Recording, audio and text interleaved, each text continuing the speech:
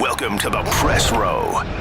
Behind-the-scenes stories from the world of sports media. Pressrow. Insight and interviews from around the sports world. Now here's your host, Jonah Siegel. Jonah here in the Pressrow. It is said that world works in mysterious ways, bringing us together with people for strange reasons. And today's episode of the Pressrow is a good example of that. I sit down and talk to somebody I met at a trade show of all places in Las Vegas. And as you'll learn, I get to speak to somebody who played some time in Major League Baseball and now lives in my world of e-commerce and retail. And I think you'll enjoy it as a really cool convergence of my world, sports and retail technology. So I hope you'll enjoy today's episode of In the Pressrow. Welcome back in the Pressrow. Jonah Siegel here in Seattle, a scorching sunny Thursday afternoon. Welcome back. Hope all is well. We are, it's funny, you know, the world works in strange ways, and sometimes you go to things, you attend events, and you meet cool people, and you just think that you were just meant to be there. And I was at a trade show in Las Vegas. I go to several of them a year in the business that my day life takes me to. And this was a speed dating event where you kind of got matched with people. And lo and behold, I got matched with today's guest. And I'm going to say that we've become friends. We now speak at least once a week, if not more than that, and share a passion, I would say, for sports, business, and family, three important things. And it's cool. I think it's really cool. And I think it's especially cool how we met. And when I started the pod, I really wanted to talk to people in sports media, and that's evolved. One of the upsides of COVID is that it's evolved into just talking to cool people with great stories to tell. And that's where we are today. So for those of you not watching on YouTube, those of you listening, sitting across from me on the camera today via Zoom is Spencer Kieboom. Spencer, how are you?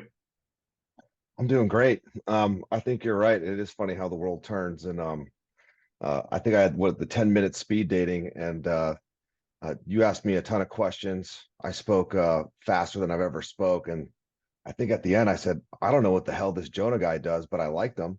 And we kept in touch ever since, which has been pretty cool. So those of you who don't know, now I think I've already butchered your last name here in the intro. It's Spencer Kieboom, correct? Yeah, Kieboom, Kaboom, Kieboom, but yeah, Kieboom.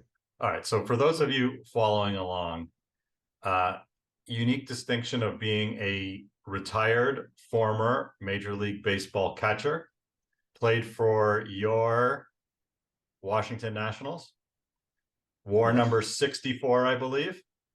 Yep, number 1 in your heart, number 64 in your program. I love that you said that. Where did the 64 come from? That was the number given to me in spring training because I was low man on the totem pole. And how long did you play for the Nationals?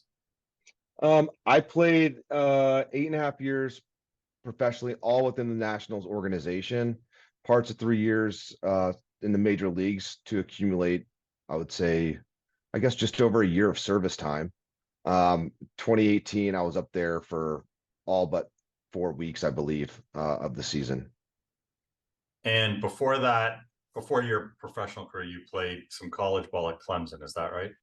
Yeah, played freshman, sophomore, junior year at Clemson. And after my career was done, which I'm sure we'll get into, and what happened and how that all went about, there was an article written back with the Washington Post, and they said I had an Irish goodbye, which there was a reasoning to it. Yeah, I left after my junior year and graduated in 2020.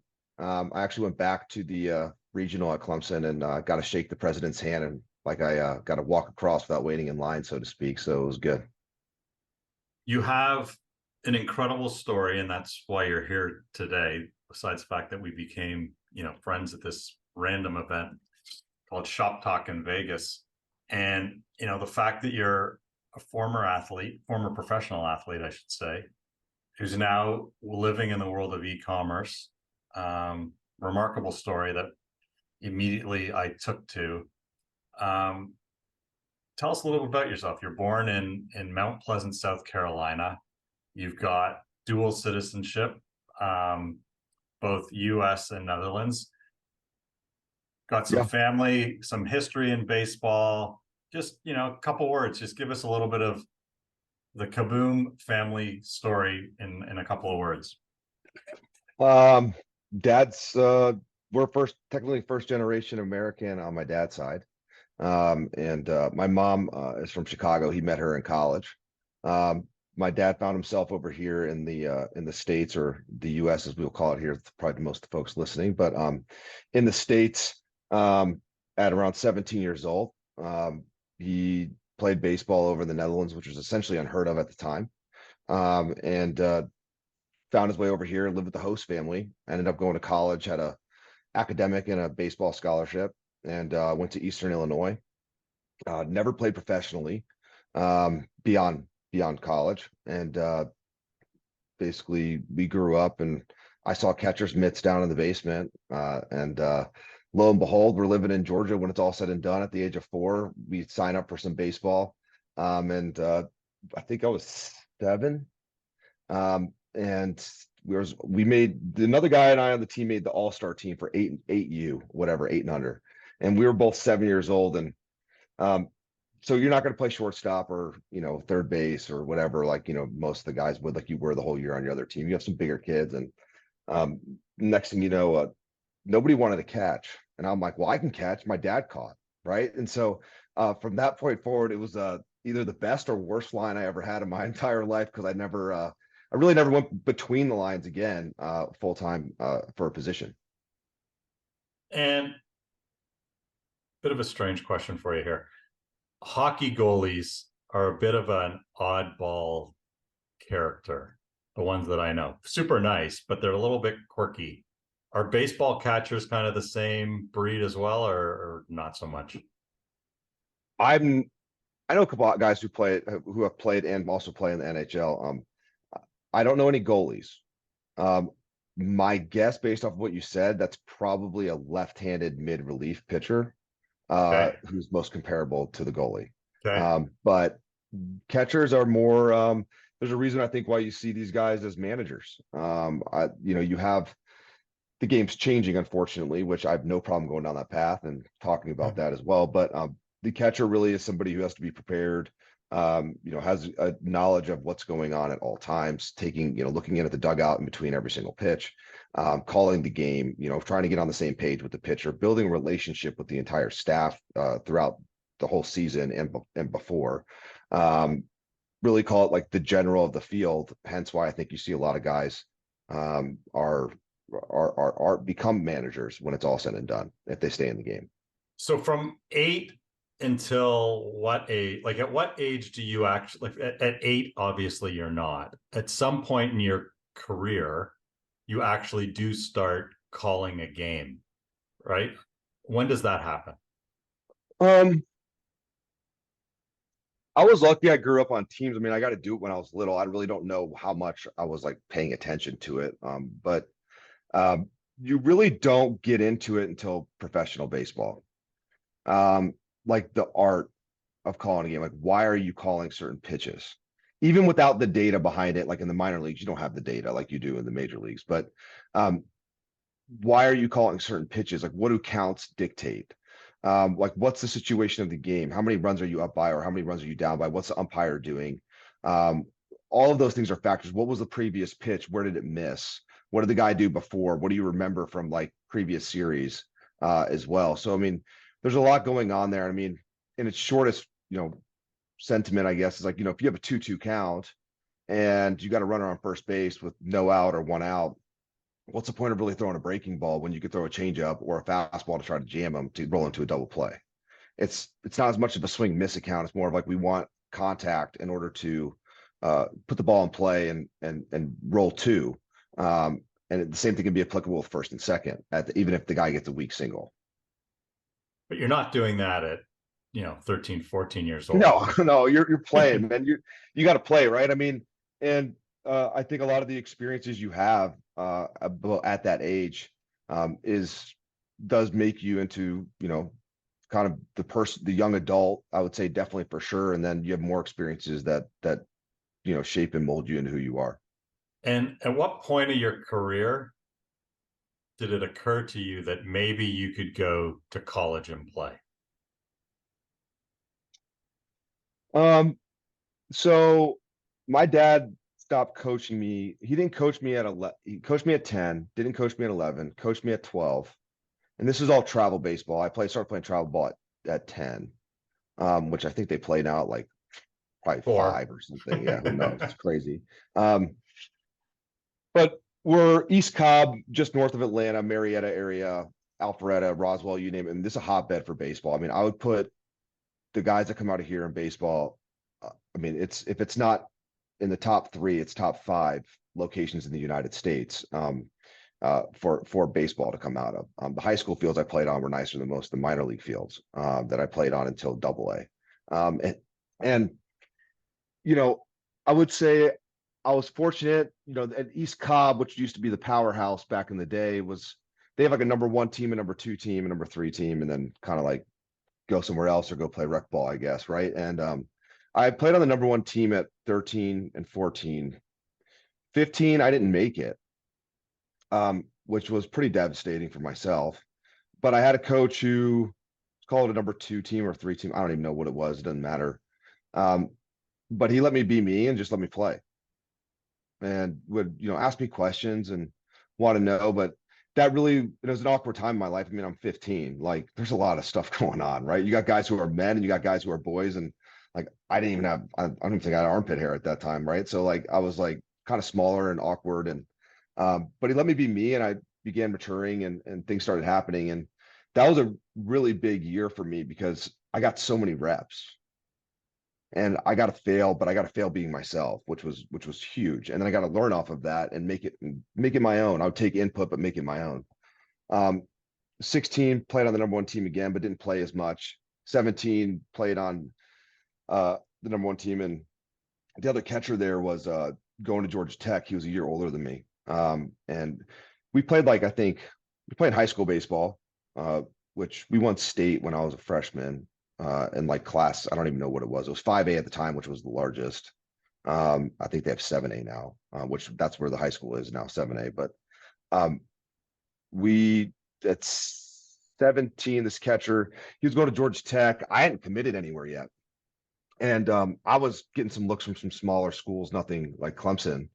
And basically show up that summer, and I caught 54, I think, out of 62 games that summer. I just somehow made this big jump. It wasn't like I heard something or thought of something, just something had happened. I don't know if it's called click. I don't like that term because that's not real, but either way, I was playing pretty much every game. I wasn't even recruited by Georgia Tech until I already committed to Clemson, and Georgia didn't even look at me. And then went to some showcase thing, played like 4 games. It was right after the season at 17, and got a call from Clemson. They're like, "Hey, we would love for you to come to school here." I'd gone on I went on like this little unofficial visit, thought the football game was cool, but had no idea the history of the university and really what it all entailed, which I got lucky because of how much history is there, and wound up going there at 18 years old, and found myself in another battle to play, start on the field again. The year you didn't make it when you were 15, was it a hitting issue, a fielding issue, or both? I think it was just an overall issue. I mean, I didn't have power. I didn't have my arm was good. It was not great at that time either, which my arm ended up, I think, being my strongest attribute at the end throughout my career. And I mean, I'm slow. I mean, I'm not fast. Like, we're not stealing bags, like, bases here. So I didn't really bring that like it factor, and I didn't really have, I think, that mentality at that moment in time either, where I was good and I'd had some things like not handed to me, but I just was playing, and I'd play and I'd play. And the thing was, at 14, the year before, I kind of got a good shock where I wasn't playing all the time. And then it was a bigger shock when I didn't make the team at 15. But those were 2 great things that happened to me, because it actually, I'm not trying to jump ahead, but it actually segued me into when I was a freshman in college to kind of prepare what was about to come, I guess, down the road without seeing it. How did your parents handle you the year you didn't make it? Because there are those, especially more so today, who would try to intervene on your behalf and try and get you on the team when you got cut and didn't make it. What was the message to you? I mean, it's fine. I don't mind. I was kind of more of a pudgy kid back in the day too. And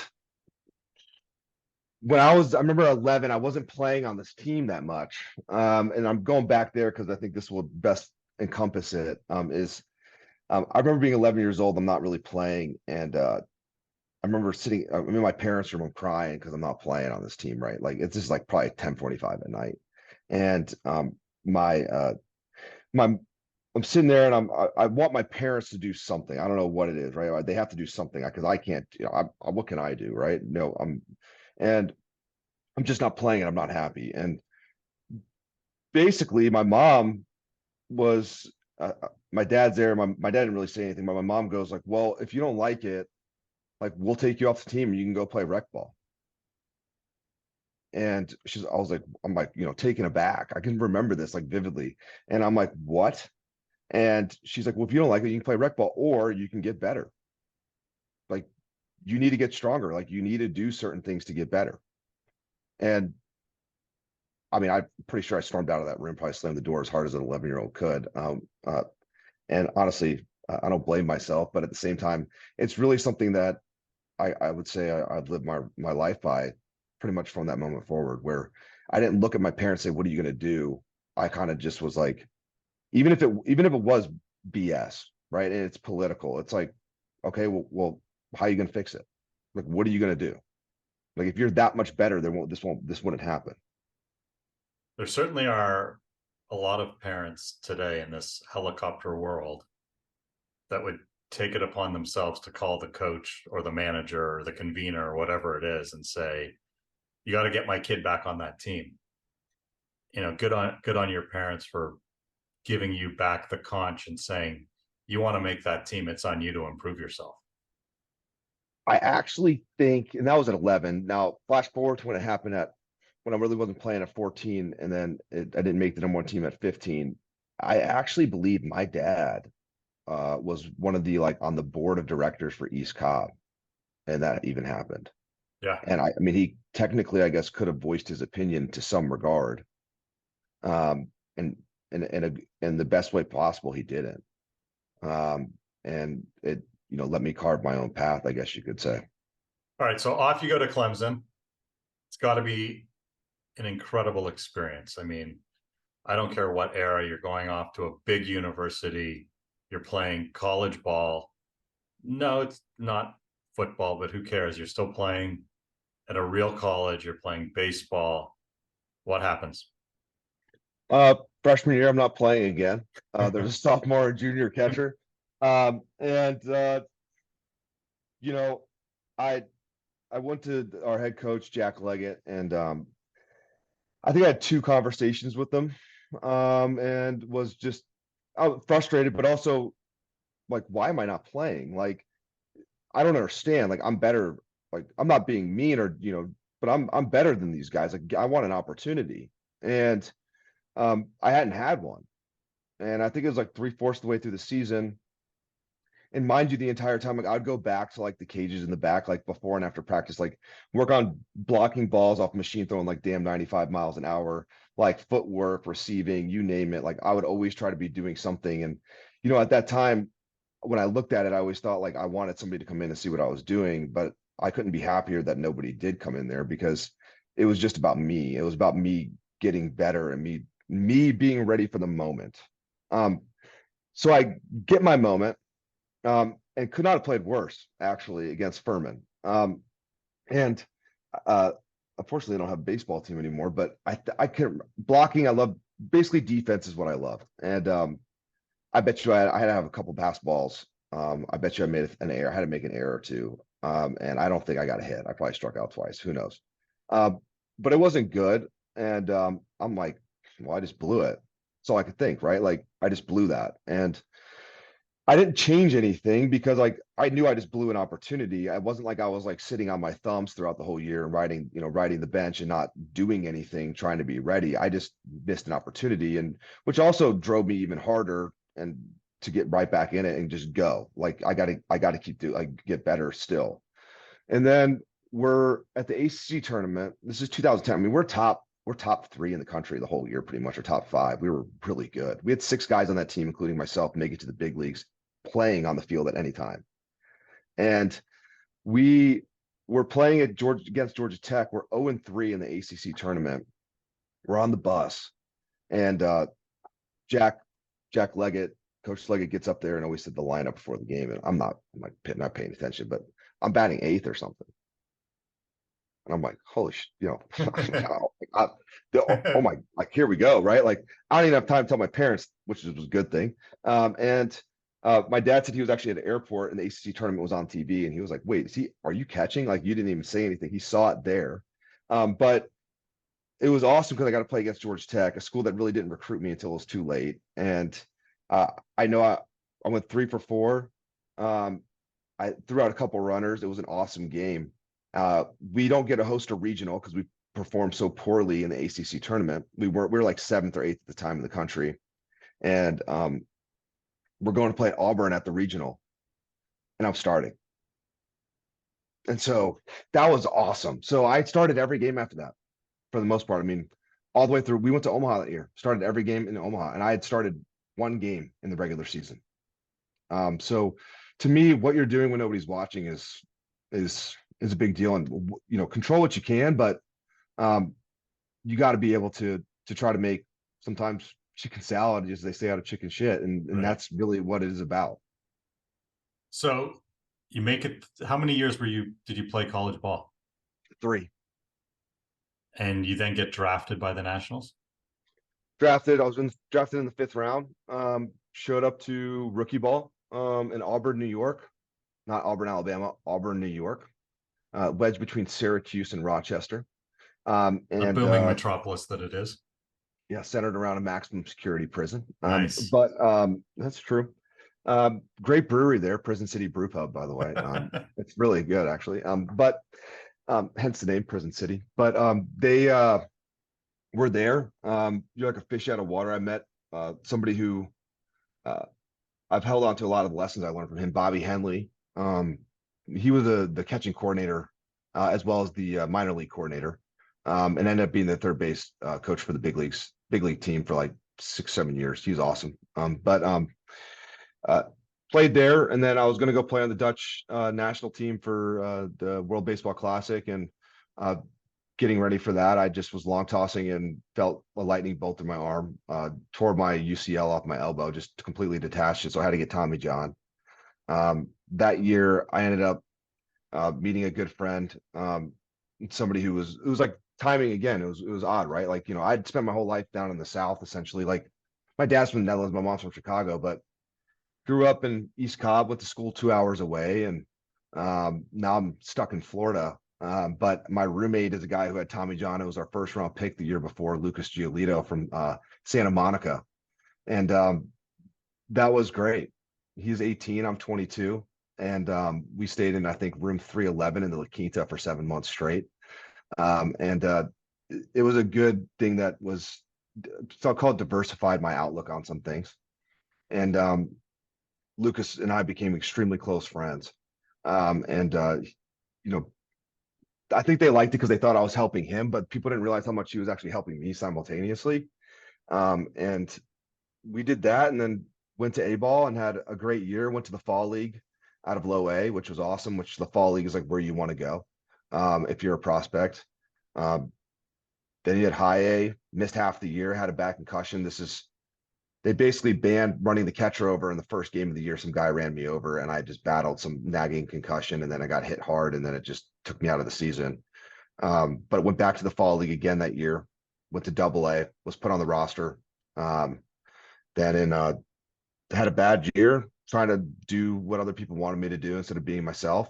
And then got taken off the roster in 17. Nobody picked me up. Uh, somebody got hurt at the halfway through 17 at AAA, got called up there, had a great year for half that season. And then 18, they called me back up. And then 19, there was they basically put me in AA because it was close. They were no longer in Syracuse. They moved into Fresno. So all the guys on the roster were in AA.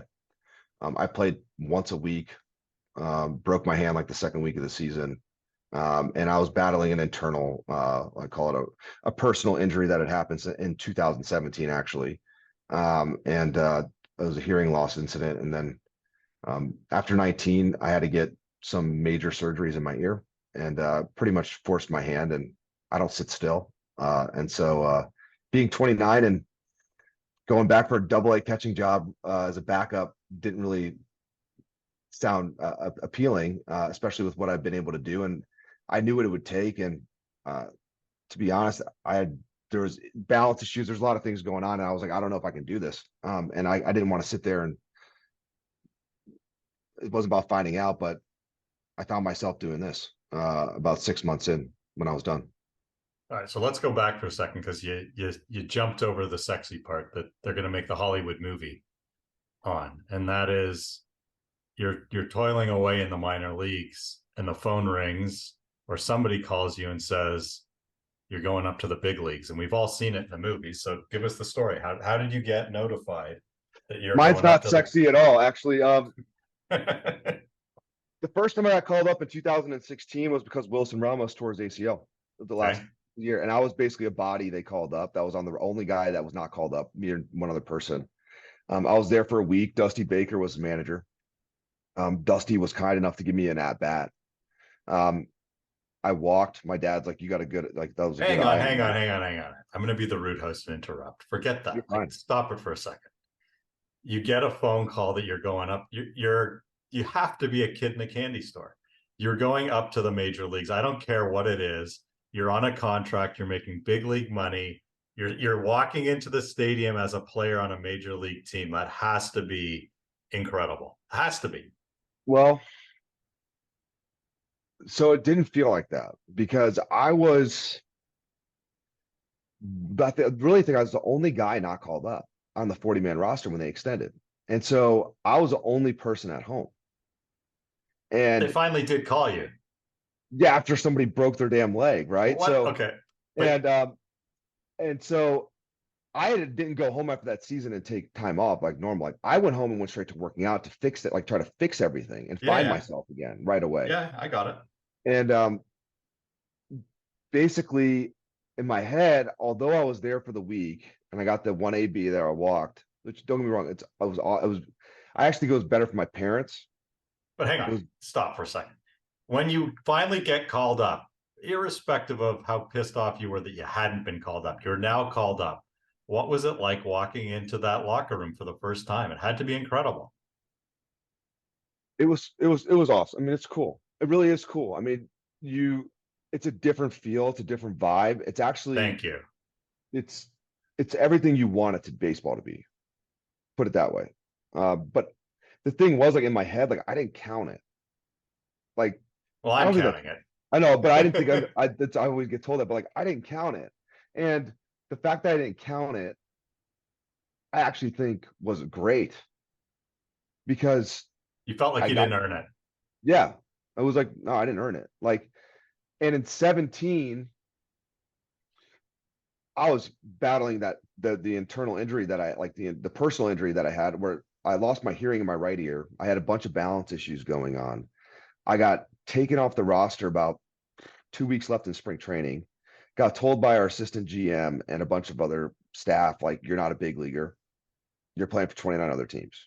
You're going to AA and you're going to be a backup. Like life changed like that quickly.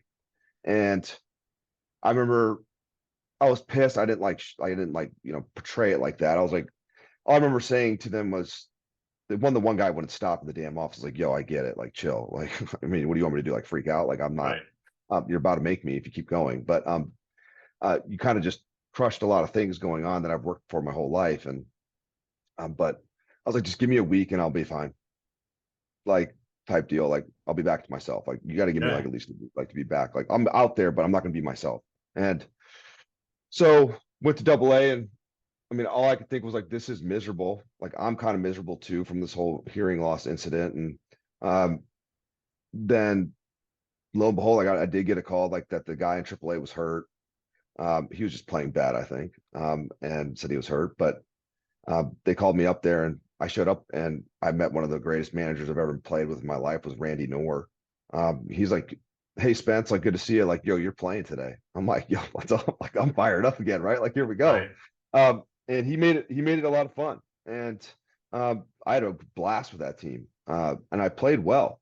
And even while I was there, I got called up. Not really, but I did. It was technically, call it illegal. It doesn't matter now. It's been over how many years. I don't really care either. I could have said something and filed a grievance, but I didn't. I got called up to go to St. Louis. They thought one of the catchers was hurt, and I wasn't on the roster. And so technically, you're not allowed to fly me there to St. Louis unless I'm on the roster.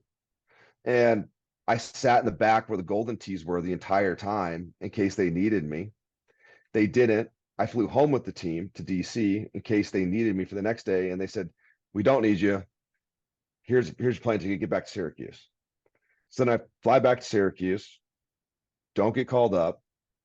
About 2 days left in the year, they're like, "Hey, we're not going to put you on the roster at the end of the year. We're going to take our chances in the Rule 5 draft." Okay. I ended up breaking my foot the second day anyways, after that meeting, which was what irony and a foul tip, when I was catching. And then 18 rolls around, I'm still gung-ho. And like, I can get there. Like, I know I can get, if I see a light at the end of the tunnel, I can't stop. And made it to the last day of camp. And then 4 or 5 weeks into the season in AAA with Syracuse, Randy calls me in his office, and he's like, "Hey, they want you in Arizona." And I'm not on the roster. And I'm going like, don't believe it until I have an effing uniform on my back. Period. That moment to me, when I had the uniform on my back and I stepped out and there at the field in Arizona and Phoenix, that to me was like that moment. Okay. So what was it like? That moment was like surreal. Okay. Like, that was like, hey, you earned this, like, type moment. And so the other moment I remember really vividly, I don't like have like a bunch of pictures in my head, but I remember walking down from the bullpen and starting my first game. I was actually catching who's now a good friend. He lives here in Atlanta, Tanner Rourke. I was so gassed up and fired up. I mean, I'm throwing missiles back to Tanner between every pitch. Cody Bellinger leaned over when I was throwing the ball back lefty, and I hit him in the side of the head. Like, it was going to hit Tanner in the chest. I was on the front of Intentional Talk for 2 years straight in the opening credits as the blooper. And from there, I remember hitting my first home run. It was off one of my buddies who was a groomsman, and he got traded to the Phillies. And that's Nick Pavetta, right? Yeah, Nick Pavetta, fellow Canadian from Vancouver. Yeah. And the last thing I remember was the last time I actually was in a big league dugout, but I like call it like the picture, like, piece in your head. Mm-hmm. But yeah, it was to me, getting that call up in Arizona, that was it. Like, that was the moment. So you're a catcher in the major leagues. This is one of the questions I've always had. How much, you see it in the movies, Major League, Bull Durham, those types of movies. How much banter is there between the catcher and the batter in at-bats? Is there a lot of trash talk? No. No, there's more chirping going on from a dugout than anything else. It's not like hockey. It's no, there's not that much banter going back and forth. I mean, if somebody like gets like ridiculous, of course you're going to say something, or vice versa, but there's not that much banter there. I mean, the best movie to portray baseball, hands down, aside from the fact like nobody's going to tell you what a pitch is coming, like, that's not going to happen. But is definitely Bull Durham. I mean, every archetype on that team still exists today. Like, it is incredible. Like, you have your Crash Davis, the old guy, right? You got who's the veteran who's done it and seen it. You got the young guy who's got a bunch of money, who's like a wet, a lost puppy dog or a baby giraffe. And then, you just got every archetype that's in there. And that's to me the best representation of what baseball actually is. So you go through a personal, I don't know if tragedy is the right word, but you certainly go through something that rocked your world, personal health issue. You've come out through it. Yeah. We're having this discussion now. You can hear me. I can hear you. I've met you face to Yeah, I face. got bone conducting headphones on, so I can hear you on both sides. It's cool. So you are healthy. We are happy to report. Yeah. And as I understand it, you go back to school and you finish your degree? Yeah, I had 32 hours left. And didn't know what I was going to do, but after I had to get some major ear surgeries, I signed up for classes. Just figured instead of me sitting around, I might as well do something. I kind of owed it to a lot of people, I think, too, including myself. And went back just to finish up and see kind of where things went. And yeah, it was laying in bed, and this idea hit me that I had back in college, which is now what I'm doing now, which is pollen. And I couldn't shake it. And the funny thing is, Jonah, is like when I look back like at anything that I do, and I think this will be like this for the rest of my life, is like the best time I have in life is the unknown. If I don't know what's going, like freshman year of college, best time. Rookie ball, best time. A ball, best time. Like all that was the best time because like I just came off of the Tommy John. I had no idea what was going to happen. I just signed up for minor league, signed a contract. I don't know what's going to happen. You go to college, I don't know what's going to happen.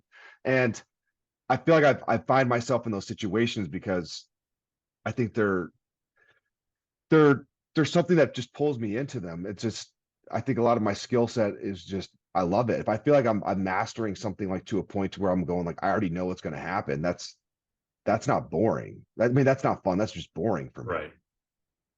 So, okay. So let's try and dumb down the idea of pollen. We live in a world now of, this is what brought us together at Shop Talk. So we live in a world today of e-commerce. Apparently people have heard of this, that they buy things on the internet. Thankfully, Al Gore invented it. And Zappos, Zappos is the one that kind of changed the world, in my opinion, for returns. Yeah. And that they made bilateral returns super easy, meaning you no longer have to worry about what size shoe I buy online because I can buy the same shoe in 3 or 4 sizes, recognizing that 3 of the 4 aren't going to fit, but that's not a big deal because I can return the 3 that don't fit for free. They'll ship them to me for free and I can ship them back to them for free. So no big deal. You see chaos, and in chaos, an opportunity. Tell me the rest. Yeah. Yeah. So, maybe I should write your pitch deck. Yeah. In short, what pollen is a platform. And it's a platform that helps retailers with the returns by reducing their costs, as well as reducing the friction the friction on the buying front, to encourage consumers to buy more instead of abandon items in carts. Pollen enables return pickups as well as labelless returns to any major shipper in the United States. The uniqueness about how we pick returns up is that we can do it for less than the cost of that label, with what our platform allows us to do. In other words, as a consumer, if you're listening, if you were making a return and you saw a window pop up that said schedule your date and time for a pickup, that would be pollen powering it. And the retailer is actually saving a lot of money while selling more products simultaneously. But yeah, I found myself somebody mentioned returns to me because pollen was not about returns. It wasn't named. I didn't have a name for it either, but pollen was not returns necessarily to start. It was an idea that I had in college, more based off delivery. And I met somebody at FedEx when I made my LinkedIn for the first time in 2020. And I just was reaching out to some random people because somebody said, do it. Why not? And I was like, well, I got nothing to lose. So I started doing it. I met this gentleman from FedEx, a former VP there, and he was willing to talk to me. And he's like, Spencer, I like this delivery idea, but like, you should actually really look into return space. And that's what like really where the snowball effect hit, because I saw this massive number with no basis behind it, the same way that I looked at the game of baseball of, okay, $500 billion being lost. What does that mean to me? Just a lot of, it's just a big number. What makes up that $500 billion? And when somebody was like, well, how does that relate to baseball? It's like, well, when I'm catching and let's say Ben Zobrist was hitting 330 on a fastball inside, like, I know what that means, but like, I don't know what that means. Like, is this off of starters? Is this mid relievers? Is this, why is it so high? Like, what's the difference off closers? What's runners in scoring position, day games, night games? They're the Cubs. They play a ton during the day. Like, what's actually happening? How many outs are there? And that to me is what I really like diving into and kind of uncovering and peeling back the layers to things to really bring a solution, not a band-aid to a problem. And if you can bring a solution, I think you're able to create a domino effect that benefits a lot more things. And there's an environmental component to it as well, correct? Yeah. Strictly speaking, like directly impacting scope 3. If anybody's familiar with that, so like what scope 3 initiatives would be the indirect byproduct of a retailer doing business online. So they have to report on, for example, UPS and FedEx.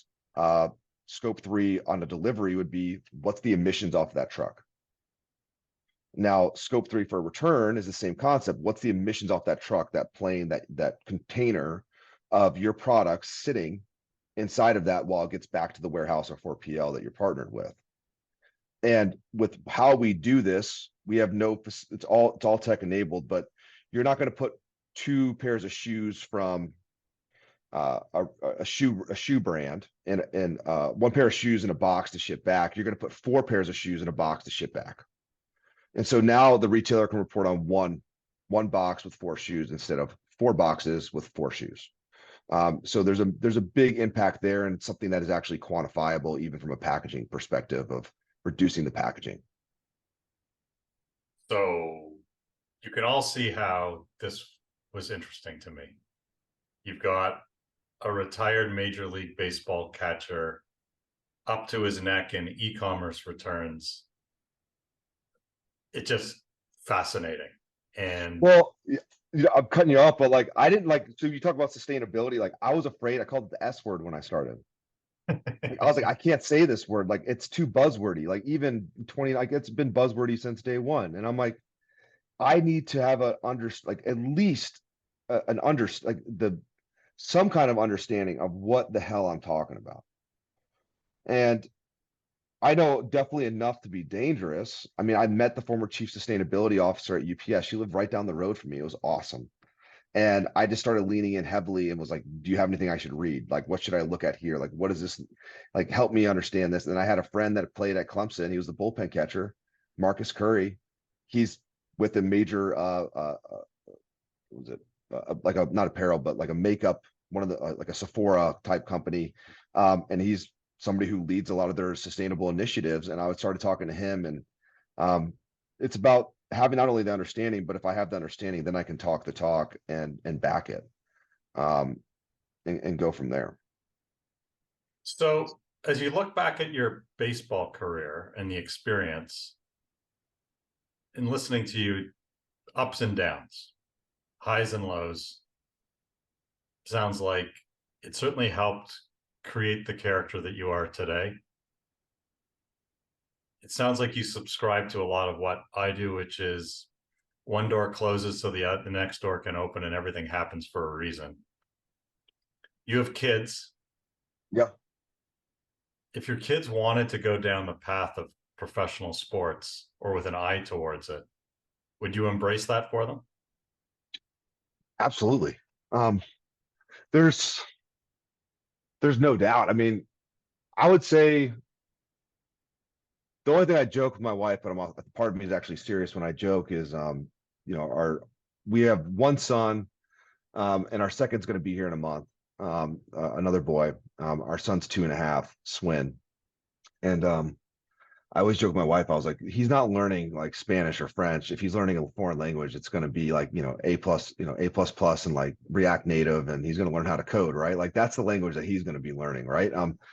But to me, it's sports taught me, which I think the word's used too loosely overall, passion.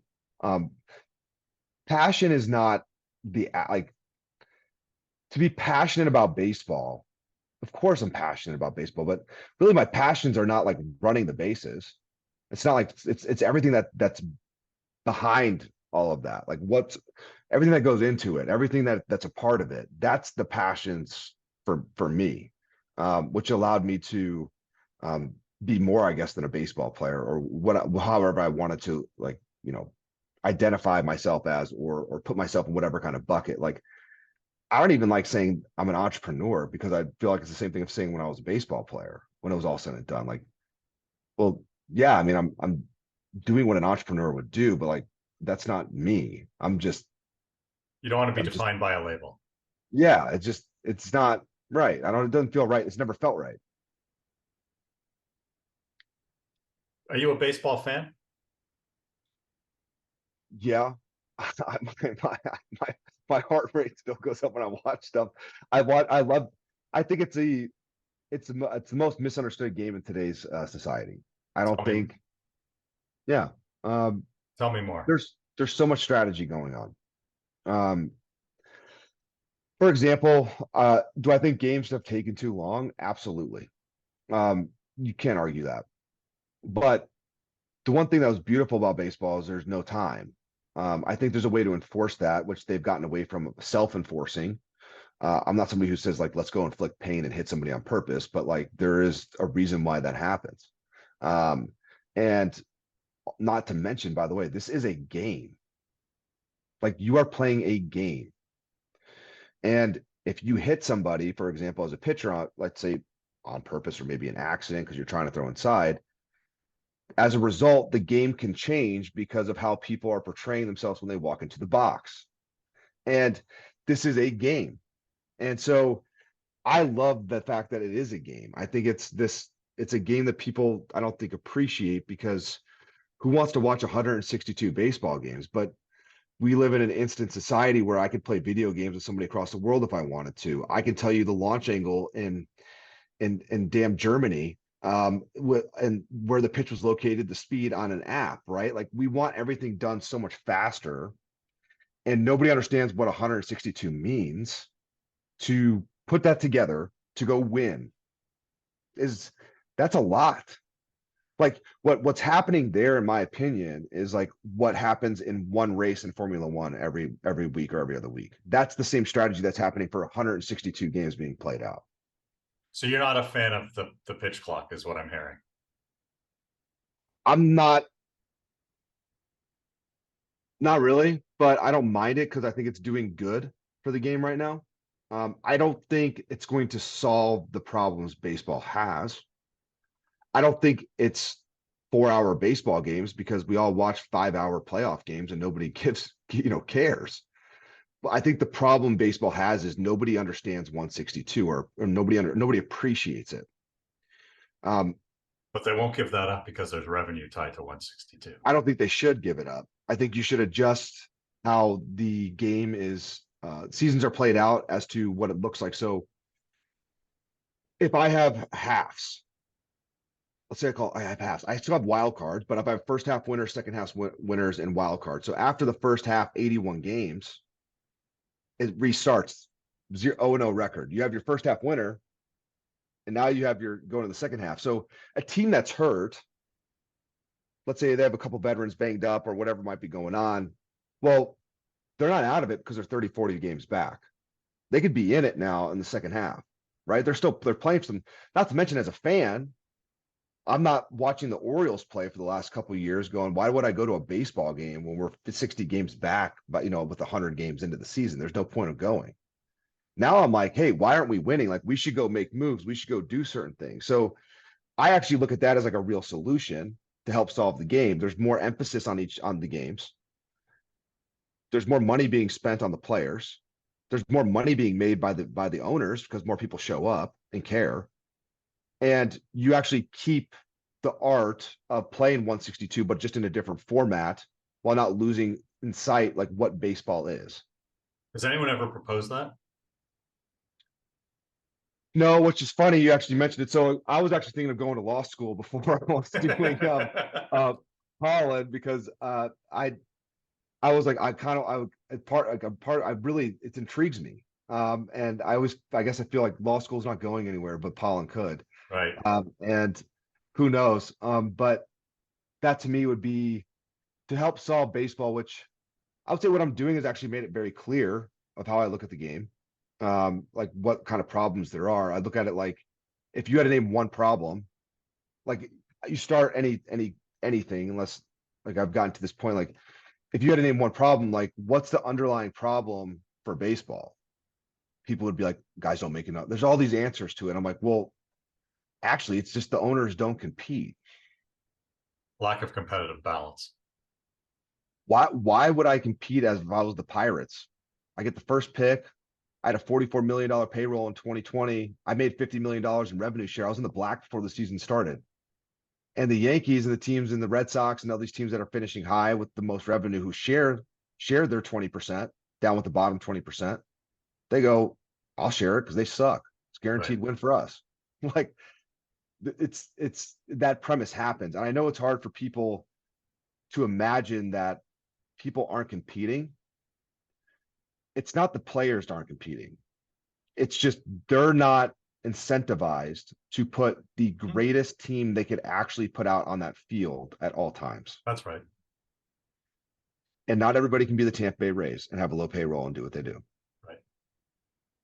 It's funny.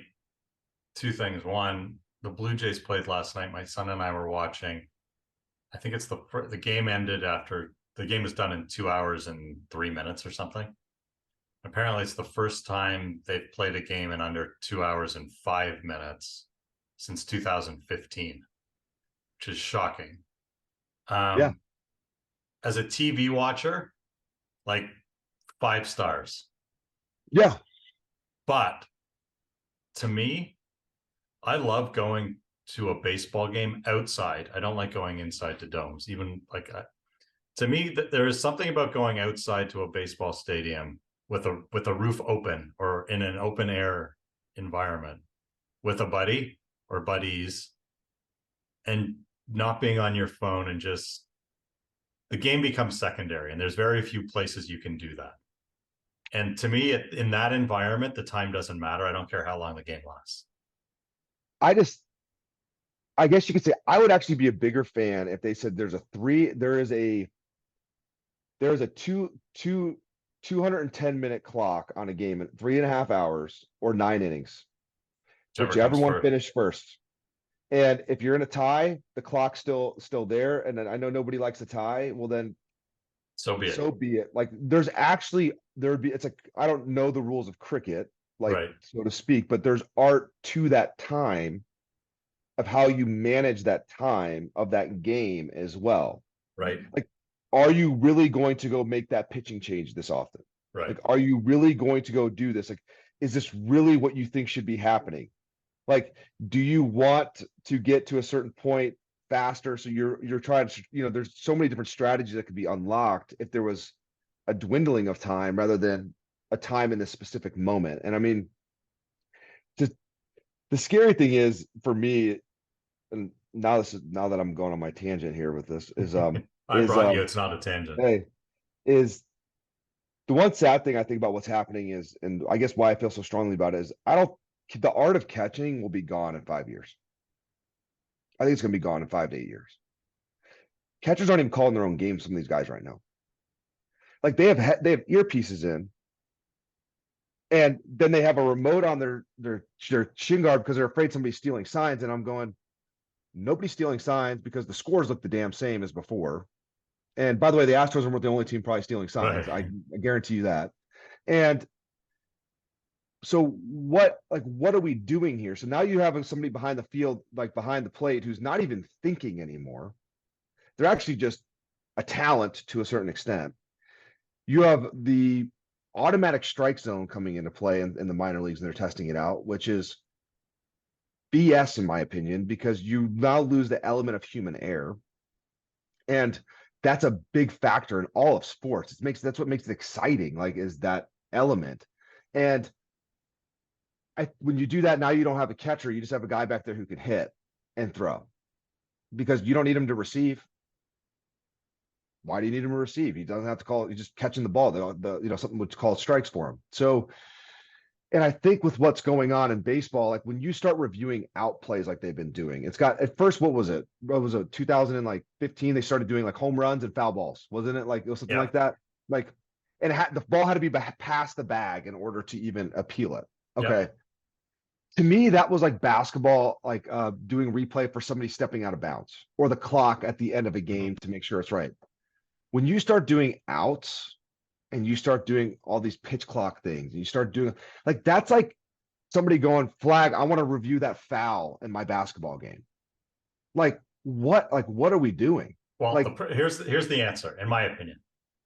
The problem is technology has gotten so good, and these things have gotten so good that the power to the fan is so strong that the leagues look stupid. So the fan at home, the fan in the arena can see what's going on. And we've got replays up the yin yang, and on Twitter and TikTok, like, you and I grew up watching SportsCenter and highlight shows. You don't need that anymore because it's old news. Watch it. It's old news, right? Like, yeah.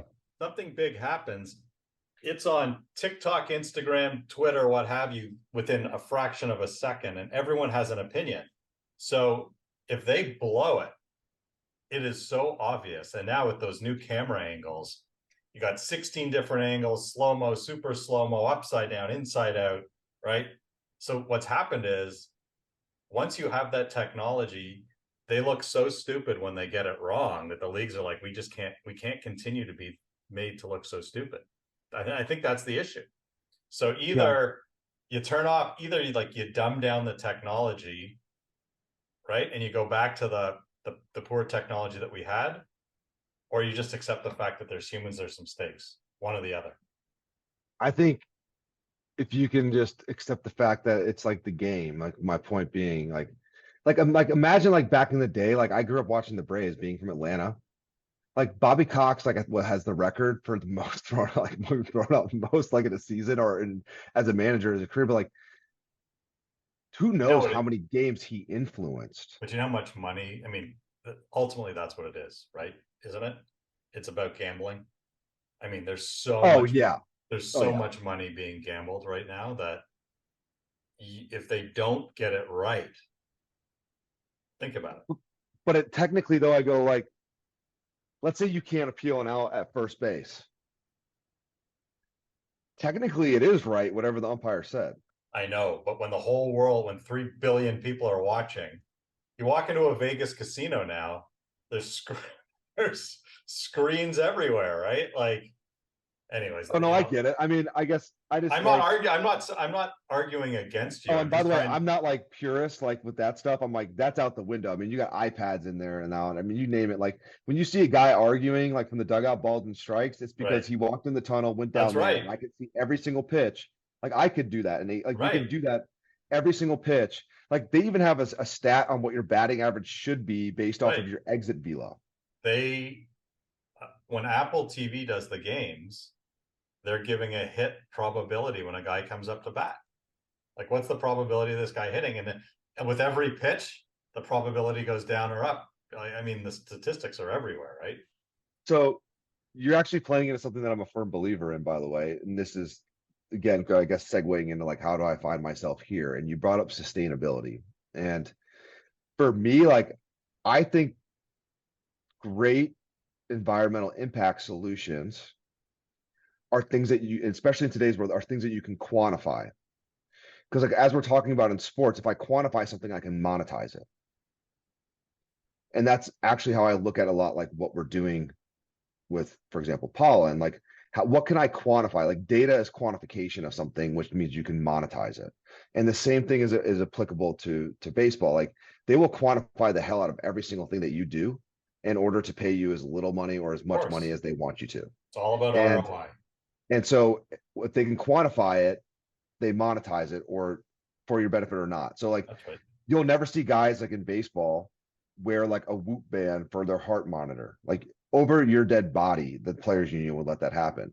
Why does Rory McIlroy wear it? Because he's his own entity. That's And he right. probably invested $10 million into Whoop band. So he's making money off it regardless and will happily share it. But somebody who gets called up or a veteran or somebody on the fringe is not going to wear it because their heart rate goes to 140 during a big at bat and they go, well, it's because it's heart rate. Like it just won't happen. Right.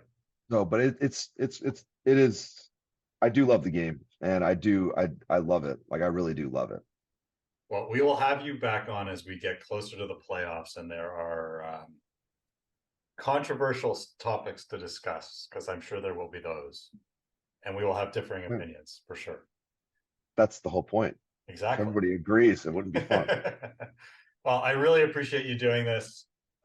It was fortuitous for us to meet in Vegas a couple months ago. I enjoyed our time together.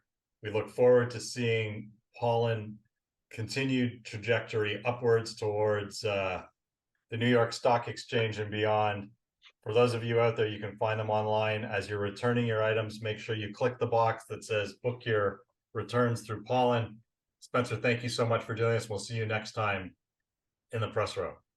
Thanks, Jonah. I appreciate it. It was fun.